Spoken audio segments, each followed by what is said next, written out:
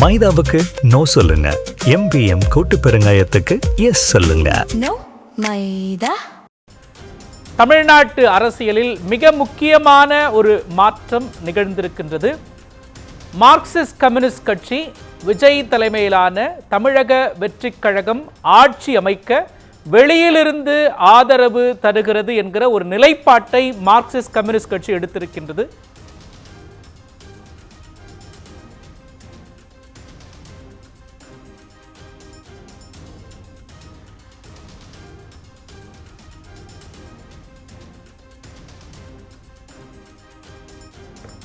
சற்று முன்பு கிடைத்துள்ள முக்கிய செய்தியை நாம் பார்த்து வருகிறோம்.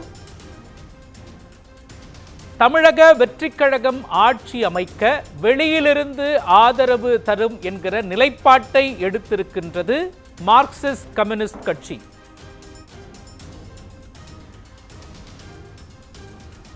இரண்டாயிரத்து 26 சட்டமன்ற தேர்தல் தமிழ்நாடு அரசியல் களத்தில் பல்வேறு மாற்றங்களை உருவாக்கி இருக்கக்கூடிய சூழலில் தமிழக வெற்றிக் கழகம் 108 தொகுதிகளில் வெற்றி பெற்றிருக்கக்கூடிய சூழலில் முதலாக காங்கிரஸ் என்று தனது ஆதரவை தமிழக வெற்றிக் கழகத்திற்கு வழங்கியது.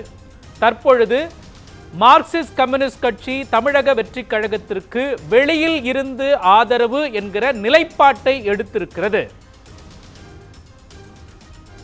பல்வேறு ஆலோசனைகளை மேற்கொண்ட மார்க்சிஸ்ட் கம்யூனிஸ்ட் கட்சி தமிழக வெற்றிக் கழகத்திற்கு ஆட்சி அமைக்க வெளியில் இருந்து ஆதரவு வழங்குகிறது என்கிற நிலைப்பாட்டை எடுத்திருக்கின்றது.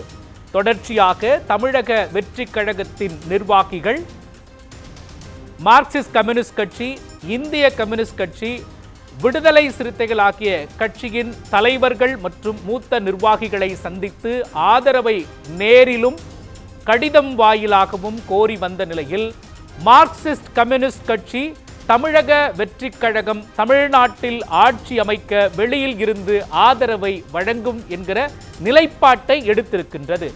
ஏற்கனவே தமிழக வெற்றிக் கழகம் ஆட்சி அமைக்க காங்கிரஸ் தனது ஆதரவை தெரிவித்த நிலையில் 5 MLAக்களை கொண்டுள்ள காங்கிரஸ் தமிழக வெற்றிக் கழக தலைமை அலுவலகம் உள்ள பனையூருக்கு நேரில் சென்று 5 MLAக்களோடு காங்கிரஸ் தமிழக தலைவர் செல்வ பெருந்தகை உள்ளிட்டோர் நேரில் சென்று ஆதரவை வழங்கிய நிலையில் தற்பொழுது அடுத்த கட்ட நகர்வாக மார்க்சிஸ்ட் கம்யூனிஸ்ட் கட்சி தமிழக வெற்றிக் கழகம் தமிழ்நாட்டில் ஆட்சி அமைக்க, விஜய் தலைமையில் ஆட்சி அமைக்க வெளியிலிருந்து ஆதரவு என்கிற ஒரு நிலைப்பாட்டை எடுத்திருக்கின்றது. மிக முக்கிய அரசியல் மாற்றமாக இது பார்க்கப்படுகின்றது.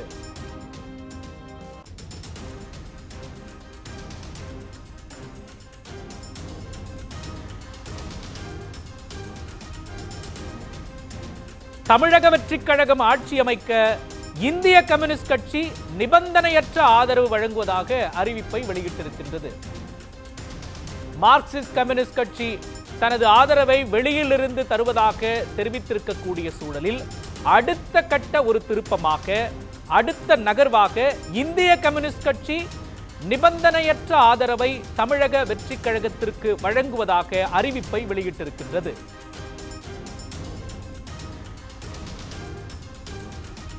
அமைச்சர் பதவி வழங்க வேண்டும் என்ற நிபந்தனையுடன் விடுதலை சிறுத்தைகள் கட்சி ஆதரவு அளிக்க உள்ளதாக தகவல் கிடைத்திருக்கின்றது.